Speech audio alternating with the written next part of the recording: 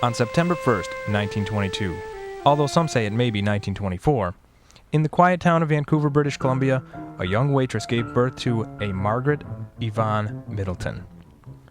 Early on, little Margaret seemed to have identity issues, mainly because her mother called her Peggy.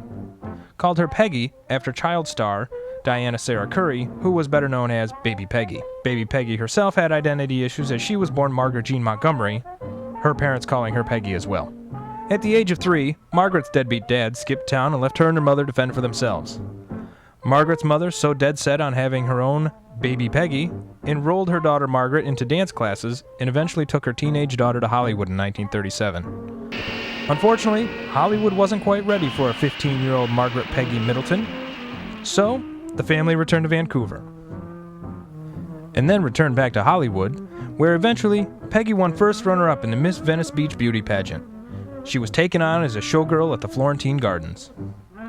Working the nightclubs at night and pumping the studio lots during the day, and keeping with her ever-changing identity, Margaret Peggy Yvonne Middleton became Yvonne De Carlo. It was a far more exotic name to go with her exotic looks. With her new name in tow, Yvonne De Carlo eventually landed a studio contract at Paramount. A contract that appears only to have existed simply because she bore a striking resemblance to Paramount star Dorothy Lamour. Hiring lookalikes in those days kept the major contract players at their best behavior because they could be so easily replaced. The Paramount contract was short-lived and Yvonne quickly moved to Universal as a lookalike insurance for Maria Montez. Her first big break came in 1945 where she landed the title role in Salome Where She Danced. After that, many more roles soon followed. She got her first lead in the movie Slave Girl in 1947 and suddenly she was an up-and-coming star.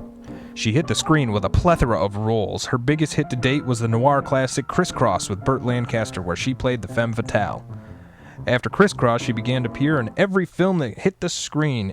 She was in Buccaneers Girl, The Desert Hawk, Scarlet Angel, Hurricane Smith, Border River, Raw Edge, Death of a Scoundrel.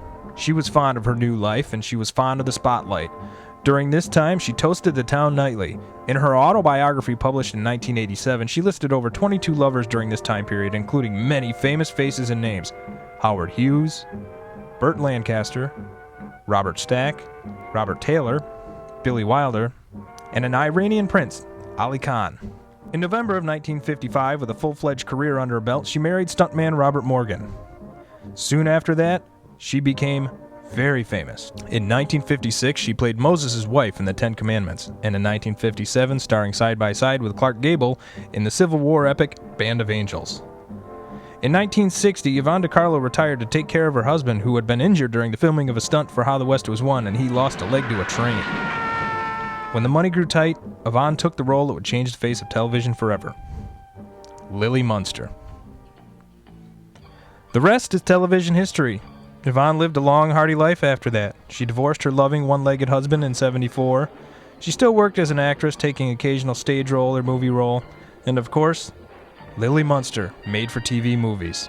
Margaret Peggy Yvonne Middleton, better known as Yvonne De Carlo, died of natural causes January 8, 2007, at the age of 84. This Week in Death.